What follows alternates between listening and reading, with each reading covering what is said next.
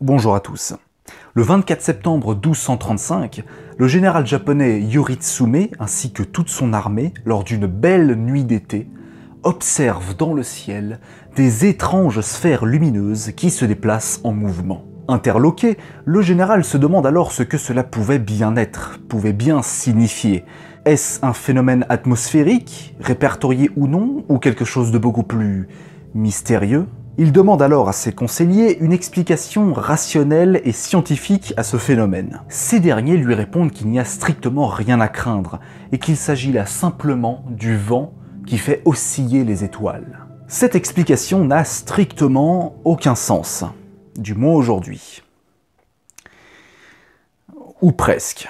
Le phénomène OVNI, pour objet volant non identifié, a réellement commencé à partir des années 1940 aux États-Unis, avec une vague de phénomènes aéronautiques plus ou moins explicables. Certains sont parfaitement rationnels, comme le crash de Roswell, d'autres sont un petit peu plus mystérieux, comme l'incident de Kenneth Arnold. C'est une histoire que vous connaissez sans doute.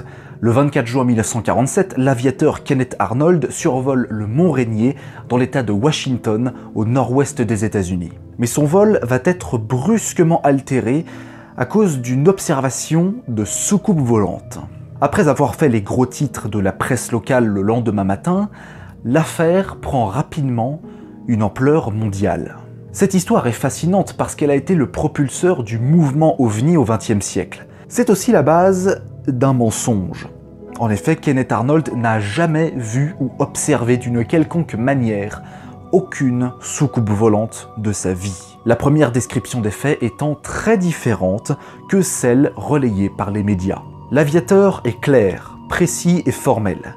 Il a observé 9, pas 10, pas 8, 9 objets lumineux en forme de disque qui se déplaçaient en faisant des bonds dans le ciel. Ces paroles étant impossibles à prouver comme à démentir, il se pourrait très bien que ce soit une illusion d'optique, simplement son cerveau qui le trompe. Ce qui est sûr, c'est que le terme soucoupe volante ne vient absolument pas de sa part. Il vient d'une déformation journalistique volontaire pour faire plus de tirage. Le terme soucoupe volante, ou flying saucer en anglais, est bien plus vendeur que des objets lumineux mystérieux qui se déplacent en faisant des bonds. Et oui, même 74 ans dans le passé, les médias avaient déjà le sens du putaclic. Après ce curieux incident, les Américains voient comme par hasard des soucoupes volantes partout dans le pays. C'est ironique de se dire que le mouvement OVNI américain est parti d'une déformation journalistique volontaire avec un objectif purement mercantile. D'autres encore s'en amusent, comme Fred Crismad et Harold Doll, qui, un mois après l'incident de Kenneth Arnold, montent un canular de toutes pièces d'une prétendue observation d'OVNI à côté de l'île Maori. Canular qui sera malheureusement l'une des pièces maîtresses des théories conspirationnistes des observations d'engins extraterrestres. Le cerveau humain adore un effet psychologique qu'on appelle le biais de confirmation. Lorsque l'on adhère à une certaine pensée ou une idéologie, on est susceptible de valider toutes les déclarations qui vont dans notre sens, tout en rejetant celles qui ne vont pas dans notre sens. N'importe qui, y compris moi, peut succomber au biais de confirmation. N'importe qui a déjà partagé une fausse information, une fausse image, uniquement parce que ça nous arrangeait personnellement, même si ces informations étaient fausses. C'est un petit peu ce qui se passe avec le phénomène OVNI depuis maintenant 75 ans. Vu que l'on n'a toujours aucune preuve d'une quelconque forme de vie intelligente extraterrestre dans le ciel ou sur Terre, est-ce qu'on peut dire alors que le phénomène OVNI n'est pas tant un phénomène scientifique que psychologique ? Sans doute. Nous ne savons pas ce que Kenneth Arnold a réellement observé en ce beau jour du 24 juin 1947 dans l'état de Washington aux États-Unis. Nous ne savons toujours pas non plus ce qu'a réellement vu le général Yoritsume en cette belle nuit du 24 septembre 1235 au Japon. En faisant quelques petites recherches, je me suis rendu compte qu'il était impossible de vérifier si cette anecdote du général Yoritsume ainsi que de ses armées et de ses conseillers est fausse ou vraie. Dans tous les cas, elle a été validée par les partisans de la théorie des anciens astronautes, une série d'explications pseudo-scientifiques qui voudraient nous faire croire que des civilisations intelligentes extraterrestres nous visitent depuis le début et le commencement des civilisations humaines. Les astronomes n'accordent que très peu d'importance à ce genre de théories loufoques, qui n'ont d'ailleurs toujours pas été scientifiquement prouvées. Comme je le dis, le biais de confirmation intervient partout, et souvent dans ce genre de cas. Je n'ai jamais compris pourquoi est-ce que cette anecdote, dont la véracité scientifique et historique n'a toujours pas été prouvée, puisse avoir un lien, et être un lien direct, avec la théorie des anciens astronautes. Il n'est nullement question de civilisation extraterrestre ici. Le général Yoritsume croit avoir vu, avec ses hommes et son armée, une série de cercles lumineux qui se déplacent dans le ciel. Qu'est-ce qui vous fait croire, vous là, que ce serait forcément le signe d'une civilisation extraterrestre?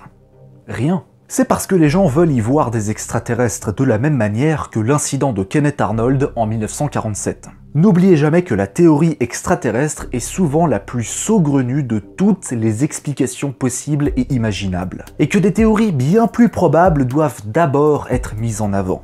Après tout, nous sommes à la recherche de la vérité, non? Ou êtes-vous simplement à la recherche de la vérité qui vous arrange, vous? En revanche, si jamais cette anecdote existe pour de vrai, que le général Yoritsume a bel et bien observé des flashs lumineux étranges circulaires dans le ciel, eh bien, cela pose plusieurs questions, notamment celle-ci.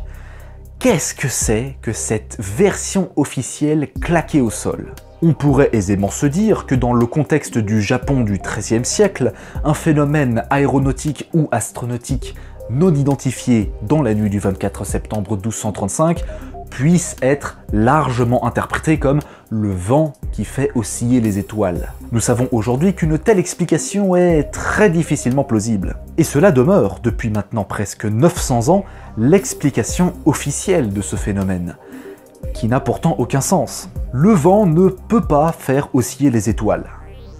Enfin, je suppose. Dans l'absolu, est-ce qu'un tas d'air informe qui tourbillonne sur lui-même puisse avoir une quelconque influence sur des gigantesques réacteurs thermonucléaires qui se situent à des années-lumière de la Terre? Pas vraiment. En revanche, est-ce que l'atmosphère, et le vent par la même occasion, peut altérer notre vision de la voûte céleste? Oui. Lorsque vous zoomez au maximum avec votre caméra, vous pouvez apercevoir des déformations dans l'image, même lorsque votre appareil est posé sur un trépied fixe. La Terre ne tremble pas soudainement, vous voyez simplement l'action de l'air entre vous et le sujet que vous photographiez. Si les plus grands et les plus performants télescopes du monde sont installés dans les endroits reculés, comme des déserts ou des montagnes, ce n'est pas uniquement pour fuir la pollution lumineuse artificielle provoquée par l'homme, mais également pour se protéger de l'atmosphère. À 2, 3, voire même 4 km d'altitude, l'air est beaucoup plus pur et la pression atmosphérique est plus faible que si vous étiez sur une plage. Il y a mathématiquement parlant moins de masse d'air et de déformation atmosphérique entre vous et le vide spatial que si vous étiez au niveau de la mer. Lorsque vous bougez rapidement vos bras, vous sentez l'air passer entre vos doigts, contourner votre main. Eh bien les télescopes, c'est à peu près pareil. Même lorsqu'un télescope est parfaitement stabilisé, les images que l'on peut recevoir peuvent être déformées à cause de l'atmosphère. C'est pour cette raison que les télescopes spatiaux, qu'ils soient en orbite autour de la Terre comme en orbite autour du Soleil, sont efficaces. Ils n'ont pas ce problème d'atmosphère qui peut parfois représenter un gros handicap. C'est également pour cette raison que l'idée d'une base scientifique sur la surface de la Lune n'est pas une si mauvaise idée. Imaginez 29 jours de nuit sans aucune atmosphère pour des observations optimales de la voûte céleste. Imaginez simplement le ciel vu depuis là-haut.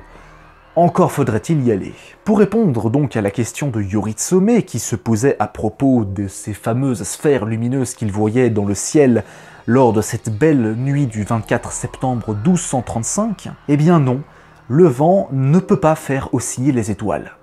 Du moins littéralement. Mais le vent altère notre vision, le vent déforme les objets célestes que l'on observe précisément. Notre atmosphère, aussi bénéfique que protectrice pour nous, c'est dur à dire, nous empêche littéralement de pleinement écouter le silence éternel de ces espaces infinis. En attendant qu'on puisse y arriver, n'hésitez pas à vous abonner à ma chaîne YouTube, à partager mes vidéos si elles vous plaisent, à mettre un petit pouce bleu et surtout à activer la cloche pour ne pas rater les prochaines notifications. Quant à moi, je vous donne rendez-vous très bientôt pour de nouvelles aventures cosmiques et de nouveaux mystères. Et d'ici là, prenez soin de vous. À la prochaine!